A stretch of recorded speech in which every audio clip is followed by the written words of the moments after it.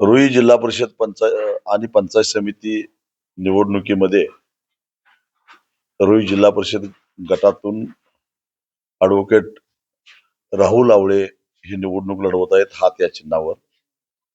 आणि त्याचबरोबर माणगाव पंचायत समिती मतदारसंघातून अ, रोहिणी आदांना या हात या चिन्हावर निवडणूक लढवत आहेत.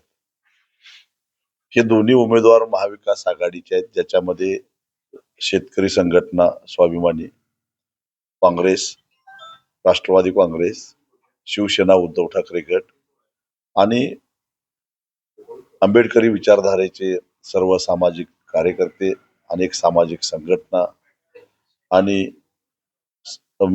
समविचारी मित्र पक्ष या सगळ्यांच्या वतीनं हे दोन्ही उमेदवार निवडणूक लढवत आहेत. रुई पंचायत समितीमध्ये आमचे विधिका आवटे ह्या निवडणुका लढवत आहेत. हे उमेदवार हे प्रस्थापितांच्या विरोधामध्ये निवडणूक लढवत आहेत. एका बाजूला देशात आमचं सरकार आहे, राज्यात आमचं सरकार आहे, मग आम्ही निधी आणणार आहे, गावाचा कायापालट करणार आहे, मतदारसंघाचा कायापालट करणार आहे, अगदी चंद्र सूर्य तारे आणून देतो एवढंच सांगायचं राहिलेलं आहे. असं आश्वासन एका बाजूला देत असताना गेली अनेक वर्ष आवाडे घराण्यातच सत्ता आहे, ते निवडून येतात आणि त्यांचे निकटवर्तीय म्हणून मखदूम हे काम करत असतात. आतापर्यंत काय दिवे लावले याचंही उत्तर त्यांना द्यावं लागेल. त्याचबरोबर आमचं सरकार आहे म्हणून निधी आम्ही आणतो असं जर कोण म्हणत असेल तर मग विरोधकांना निधी देणार नाही अशी भूमिका असेल. कारण काळ्या दगडावरची रेग आहे की राहुल आवळे निवडून येणार, आमच्या आदाना वहिनी निवडून येणार आणि आवटे वहिनी सुद्धा निवडून येणार. यदा कदाचित त्यांनी निधी द्यायला नकार दिला, देता येतच नाही. कारण प्रशासन किंवा कायदा हा काय आवाड्यांच्या इशाऱ्यावर चालत नाही, मखदुमांच्या इशाऱ्यावर चालत नाही. संविधानानं लोकप्रतिनिधींना काही अधिकार दिलेले आहेत. जिल्हा नियोजन मंडळाचा निधी असेल किंवा जिल्हा परिषदेचा निधी असेल, पंचायत समितीचा निधी असेल, तो ज्या त्या विभागनिहाय खर्च हा करावाच लागतो. कोणाचा बाप आला तरी ते अडवू शकत नाही, हे त्यांनी ध्यानात ठेवावं. आणि एवढंच तुम्हाला सरकारचा माज असेल तर मग तुमच्या सरकारकडे पैसा कुठला येतो याही प्रश्नाचं उत्तर द्यावं लागेल.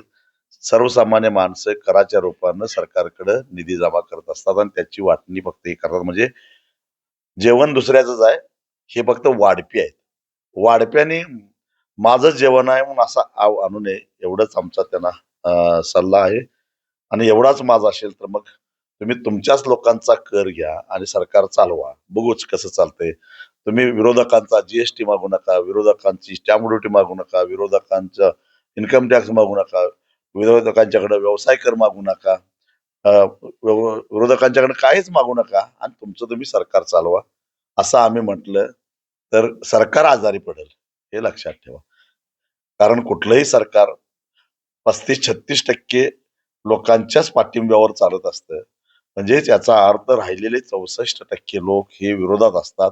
हे सरकारमध्ये असणाऱ्या कुणीही विसरू नये. म्हणजे 64% लोकांचा जर तुम्ही करच नाकाराला किंवा 64% लोकांनी कर जर द्यायचंच नाही असं ठरवलं तर सरकार चालेल का? पत्त्याच्या बंगल्याप्रमाणे सरकार पडल्याशिवाय राहणार नाही, हे त्यांनी सांगावं. हे कुणाला सांगताय? डॉक्टर बाबासाहेब आंबेडकरांनी दिलेल्या संविधानाप्रमाणे या देशातल्या प्रत्येक नागरिकाला मूलभूत अधिकार आहेत आणि त्या अधिकारावर कुणीही गदा आणू शकत नाही, हे ध्यानात ठेवा. माझी विनंती आहे, राहुल आवळे, अदाना वहिनी या दोघांना हात या चिन्हावर आणि आमच्या आवटे वहिनींना शिट्टी या चिन्हावर प्रचंड मतानं निवडून द्या. आणि हे अशा पद्धतीनं लोकांना त्रास देणारे हे जे लोक आहेत, मला माहित आहे की कशा पद्धतीने त्रास दिला. हळदी कुंकवाला जाऊ नको, इकडे जाऊ नको, तिकडे जाऊ नको. हे लोक म्हणजे काय तुमचे गुलाम आहेत? तुम्ही कोण सांगणार? लोकांनी ठरवावं जायचं काय नाही ते. लोकांच्या मनात असेल, आमच्या आया बहिणींच्या मनात असेल यायचं नाही तर खुशाल येऊ नये तिने. आम्ही जबरदस्ती नाही करणार. आणि मग ज्या ज्या आमच्या भगिनीनं यायचं आहे त्यांना जर कोण अडवायला गेला तर ज्या गावच्या बोरी आहेत त्याच गावच्या बाबळी आहेत हे विसरू नका. आणि बाबळी ह्या टोकदार असतात. बोरी नुसतं वरखडा ओढतात, पण बाबळीचे काटे मात्र टोकदार घुसत असतात आणि ते कुठून आरपार निघतात हे तुम्हाला नंतर कळेल. आणि तेव्हा माझ्या सगळ्या माता भगिनींना सुद्धा विनंती आहे, तुम्हाला जर वाटलं तुमची इच्छा असेल, माझी जबरदस्ती अजिबात नाही, इच्छा असेल बिनधास्तपणे हळदी कुंकवाला या. कोण अडवतं ते आम्ही बघतो.